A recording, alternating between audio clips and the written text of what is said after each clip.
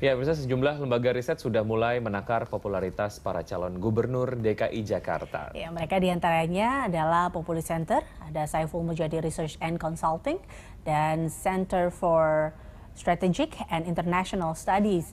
Dan untuk mengetahui seperti apakah hasil survei mereka, kita akan bergabung dengan rekan Kevin Egan yang berada di Grey Studio. Silakan Kevin. Ya, Eliza dan juga Wiki, terima kasih. Pemirsa, Populi Center kembali mengadakan survei jelang Pilgub DKI Jakarta 2017. Lembaga kajian itu ingin melihat bagaimana persepsi masyarakat Jakarta mengenai wajah baru dan kriteria calon gubernur yang diinginkan sebagai pemimpin DKI Jakarta pada periode 2017 hingga 2022. Survei dilakukan dengan 400 responden di 6 wilayah Jakarta dengan margin of error 5% pada tingkat kepercayaan 95%. Dalam survei itu, Populi Center menemukan beberapa temuan, diantaranya elektabilitas calon gubernur DKI Jakarta. Mari kita lihat datanya berikut ini. Ya, kita lihat pemirsa, dari segi elektabilitas calon gubernur DKI Jakarta Basuki Cahayapurnama atau Gubernur Ahok memiliki elektabilitas paling tinggi sebesar 52,2%, disusul oleh Ridwan Kamil sebesar 12%, Yusril Iza Mahendra menyusul 6%, Rano Karno 5,8%, sedangkan Adi Aksa Daud di posisi 4,8%. Kita lihat di slide selanjutnya pemirsa, ada Nahrawi Ramli 2,8%, Ahmad Dhani 1,5%, Sandiaga Uno 0,8%, sedangkan 11,5% dan 11,5% ini mengatakan belum memutuskan dan 2,8% tidak menjawab.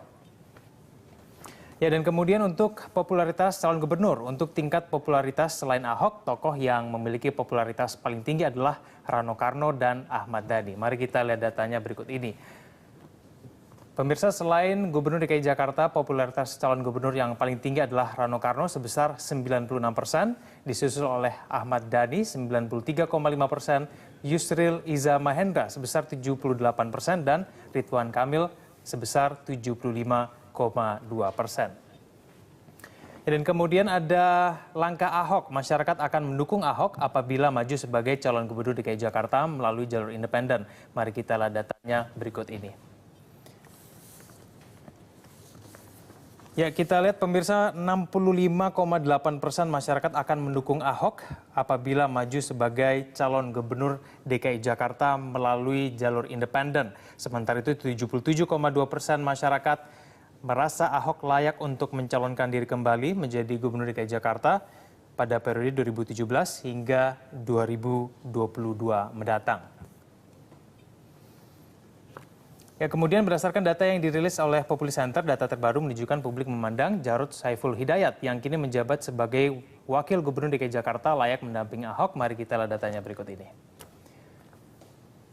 Ya, kita lihat publik yang menyatakan setuju bahwa Jarod Saiful Hidayat menjadi pendamping Basuki Cahayapurnama sebesar 22,5%, sedangkan 58,5% menjawab tidak tahu atau tidak menjawab. Dan kemudian selanjutnya CIAS dan juga SMRC juga melakukan survei yang sama berkaitan dengan tingkat popularitas calon gubernur DKI Jakarta. Mari kita simak datanya berikut ini. Ya, pemirsa, ini adalah hasil lembaga survei Cagup DKI yang dilakukan oleh CIAS. Center for Strategic and International menyatakan bahwa Basuki Cahayapurnama memiliki elektabilitas paling tinggi sebesar 43,25%, disusul oleh Ridwan Kamil 17,25%, Tri Risma Harini sebesar 8%, Adi Aksa Daud sebesar 4,25%, sedangkan Hidayat Nur Wahid di posisi sebesar 4%. Dan kita lihat di lembaga survei lainnya yaitu Saiful Mujani Research and Consulting juga menyatakan Basuki Cahayapurnama memiliki angka tertinggi sebesar 23,5%, disusul oleh Ridwan Kamil 3%, Fauzi Bowo sebesar 2,1%, Tri Risma Harini 1,4%, dan juga Tantowi Yahya sebesar 1,4%. Ya, dan yang terakhir ada survei dari dua lembaga yaitu CSIS yang melakukan survei pada 5 hingga 10 Januari 2016 dan Populi Center pada 13 hingga 17 Februari 2016. Survei terkait dengan posisi Ahok yang masih berjaya. Mari kita lihat datanya berikut ini. Ya, kita lihat dari survei yang dilakukan oleh CSIS pada bulan Januari hingga Februari menyatakan bahwa Basuki Cahayapurnama memiliki angka peningkatan dari Januari sebesar 43,25% meningkat hingga 52,2%.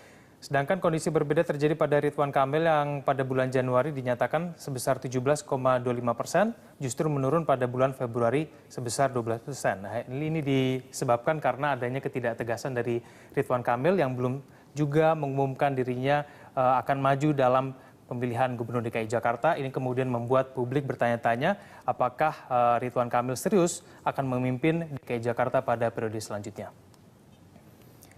Kita lihat di slide selanjutnya, Ahok masih berjaya. Ini berkaitan dengan calon lain, yaitu Yusril Iza Mahendra yang dinyatakan oleh beberapa lembaga survei menjadi kuda hitam karena menunjukkan elektabilitas yang cukup meningkat. Kita lihat pada bulan Januari belum disurvei, sedangkan pada bulan Februari sudah dinyatakan sebesar 6%. Sedangkan Adi Aksa Daud juga demikian, pada bulan Januari sebesar 4,25%, kemudian pada bulan Februari meningkat sebesar 4,8%.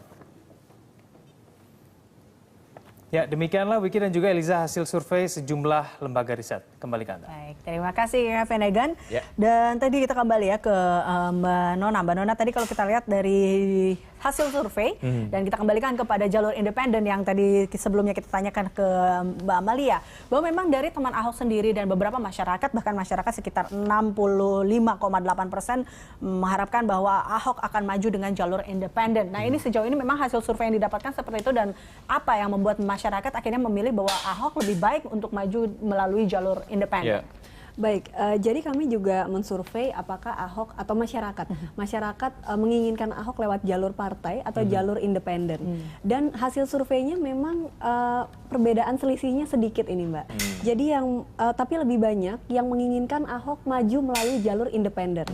Seperti itu. Nah, ini menurut saya tadi juga menarik ya, 77,2% masyarakat merasa Ahok layak untuk mencalonkan diri kembali menjadi Gubernur DKI Jakarta periode selanjutnya. Ini mereka merasa layak karena 70% masyarakat merasa yakin bahwa Ahok bisa membawa Jakarta ke arah yang lebih baik seperti itu. Oke. Apakah hasil-hasil ini juga memang berbanding lurus dengan kepuasan dari masyarakat sendiri terkait dengan kinerja Ahok selama ini, Mbak Nona? Kalau dari data hasil survei kami, ya berbanding lurus, Mas.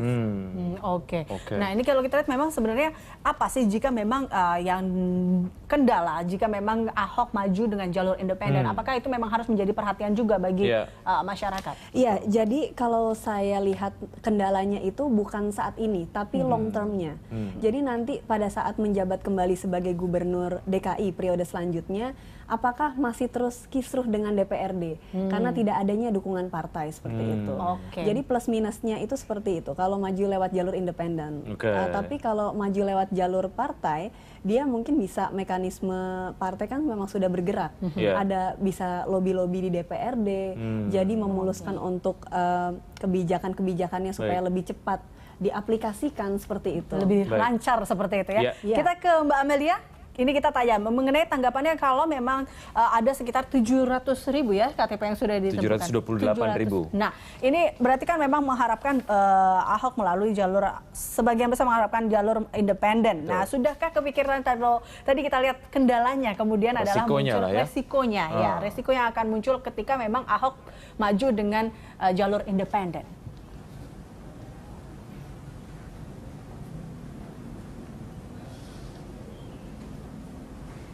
Mbak Amalia? Ya, Mbak Amalia masih bisa mendengar Wiki dan juga Eliza? Masih. Oke. Masih. Ya. Gimana Mas tadi, Mas? Oke, Mbak Amalia, tadi bicara sedikit mengenai konsekuensi ketika memang Ahok maju lewat jalur independen. Ada konsekuensi jangka panjang. Di antaranya adalah kalau saya artikan nanti takutnya Ahok babak belur dalam tanda kutip dengan DPRD gitu ya. Sebetulnya kalau dari teman Ahok melihat ini sebagai satu konsekuensi seperti apa?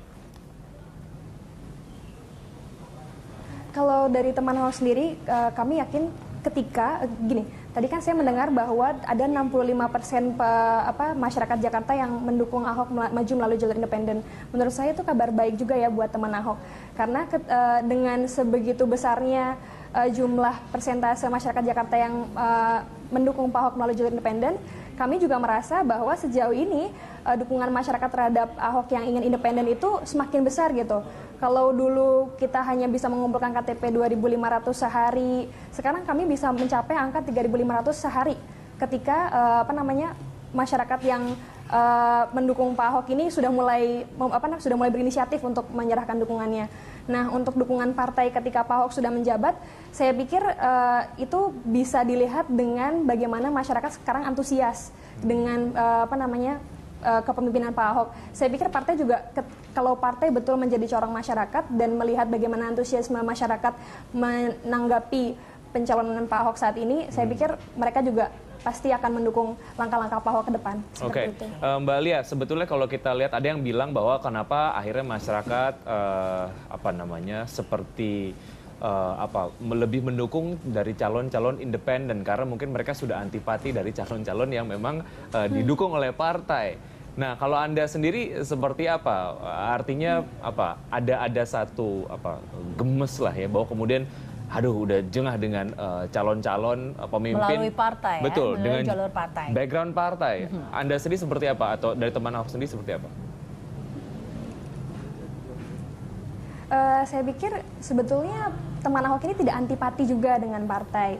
Tapi pada intinya kami hanya ingin menyampaikan ketika ada calon yang menurut kami berkualitas dan beliau tidak memiliki kendaraan yang diakui dalam hal politik seperti itu, masyarakat bisa jalan sendiri seperti itu dengan bagaimana melihat teman Ahok ini yang dimotori oleh anak-anak muda menjadi penggalangan suara seperti itu untuk Pak Ahok bisa maju melalui jalur independen.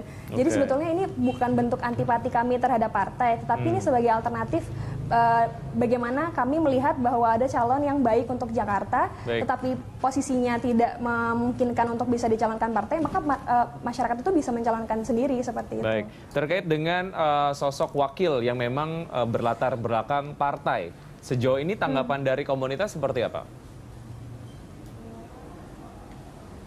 Kalau dari kami sudah paham dari aturan PKPU itu kalau untuk nanti verifikasi berkas itu berkasnya yang harus dikumpulkan harus dicantumkan nama nama calon dan juga nama wakilnya. Maka dari itu untuk mempercepat proses pengumpulan penggalangan dukungan, teman Ahok mengembalikan untuk wakil ini kepada Pak Ahok. Kami menyerahkan semuanya kepada Pak Ahok karena menurut kami yang bisa teman Ahok rekomendasikan saat ini adalah kami ingin wakil ini bisa bersinergi dengan Pak Ahok dalam mempercepat perbaikan terhadap Jakarta, terus juga memiliki rekam jejak yang baik seperti itu. Tapi terkait dengan nama, kami sudah menyerahkannya kepada Pak Ahok seperti itu. Apakah itu independen atau dengan latar belakang partai gitu ya? Pokoknya semuanya kemudian diserahkan kepada Pak Ahok. Oke, baik Mbak Amalia dan juga Mbak Nona, kita jeda sejenak, kami akan segera kembali usai jeda.